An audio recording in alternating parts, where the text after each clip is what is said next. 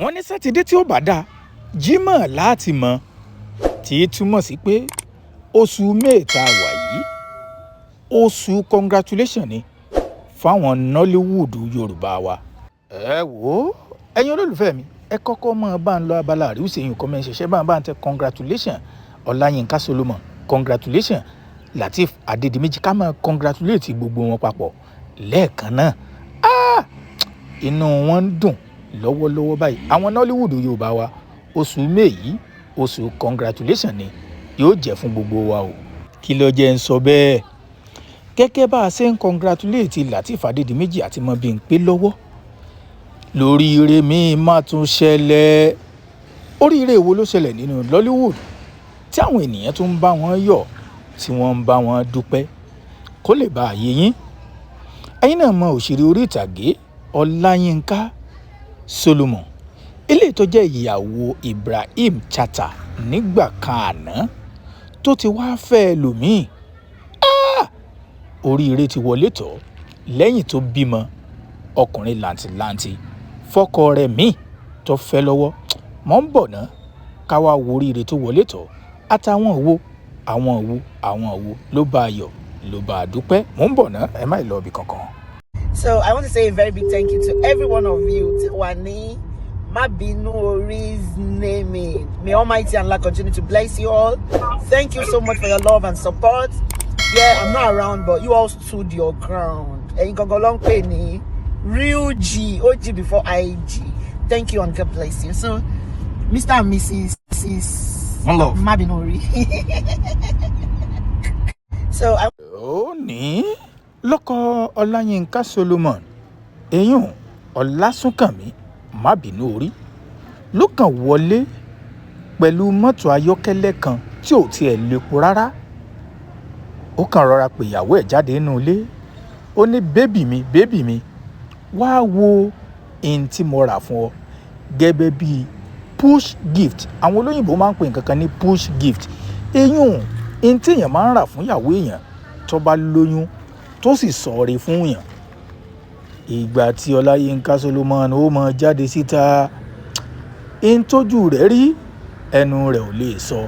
ó yà á lẹ́nu pé mi ló ṣèyí fún Ọlọ́run.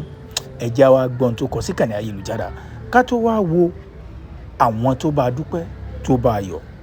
Ọláyínká Solomon ó bọ́ síkànnì ayélujára lẹ́yìn ìgbà tọ́kọ rẹ̀ tó gbé kí mọ́tò ayọ́kẹ́lẹ́ tí ò lépo tó fi lé lọ́wọ́ ó wá bọ́ síbẹ̀. ó kọ báyìí pé still trying to process the beautiful surprise. ó ní ó sì ń dàbí àlá lójú òun torí pé òun ò tiẹ̀ tí ì mọ tóun fẹ́ fi jọ gbogbo bóun ṣe ń rò nínú ọpọlọ òun. ó ní my husband ọkọ mi Ọlásùnkànmí Mabinu ìyún tórúkọ rẹ̀ ń jẹ́ Ọlásùnkànmí Mabinu really outdid himself this time. ó ní n tó ṣe lélẹ́yìí àgbà àyanu ni. I was not expecting this at all. ó ní n tó ṣẹlẹ̀ yìí òun ò tiẹ̀ ríro pẹ̀lú nǹkan báyìí lè ṣẹlẹ̀. kí ló ṣẹlẹ̀ ẹ̀jẹ̀ á máa kà lọ. What I thought was just a normal weekend turn into one of the most unforgettable moments of my life. ó ní weekend tó nǹkan wò pé kó kàn lọ bí àtà ṣe máa ń ṣe weekend lọ́wọ́ á di weekend tó jẹ́ pé òun ò lè gbàgbé ní gbèsè ayé òun. ọlágbára o ìfẹ́ dùn tó wó bá wà ń bẹ̀ ni Davido náà ti sọ love is sweet if money enter.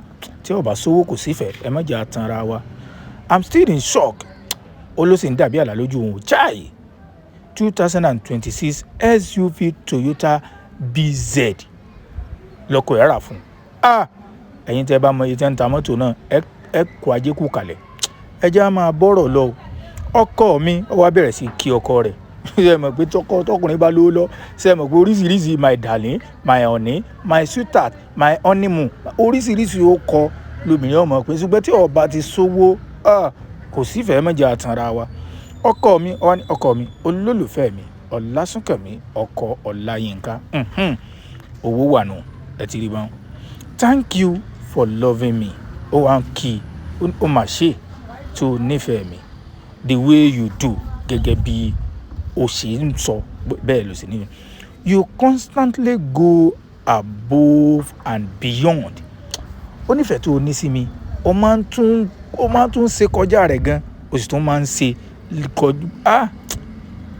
And this truly touched my heart. Ó lélẹ́yìí tó o ṣe yìí.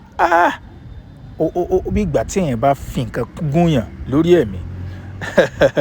Ẹ̀yin olólùfẹ́ mi, ẹ lọ wá owó, ṣùgbọ́n ẹ má ṣe ọ̀nà tí ò dáa láti wówó.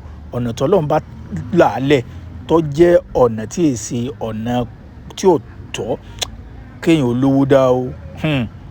I didn't see it coming. Ó lóun ò tiẹ̀ lérò pé lè ń bọ̀ rárá. I am so grateful. Ó wá lóun dúpẹ́ o. I pray. Ó lóun gbàdúrà. Almighty Allah continue to bless you. Ó wá ṣàdúrà fọ́kọ rẹ̀. Ó ní may Almighty Allah continue to bless you. Mo gbàdúrà fọ́lọ́run kó máa bá tún bùkún ọ, kó máa bùkún ọ lápò.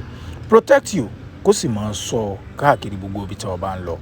And multiply everything you do. Ó ní gbogbo ohun tí o bá ń dáwọ́lé kó máa jẹ́ àlékún.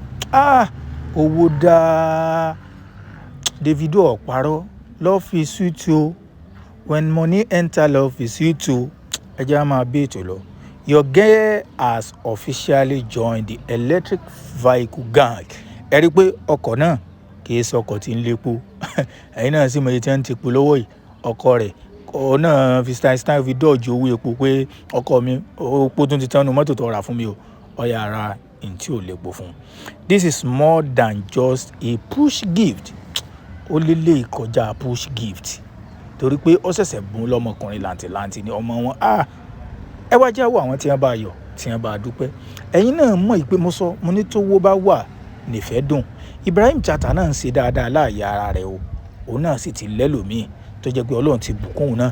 Ṣùgbọ́n ńgbà táwọn méjèèjì ń fẹ́ra ńgbà náà, nǹkan ò tí ì rajaja, nǹkan ò tí ì rọ̀sọ̀mù fún Ibrahim.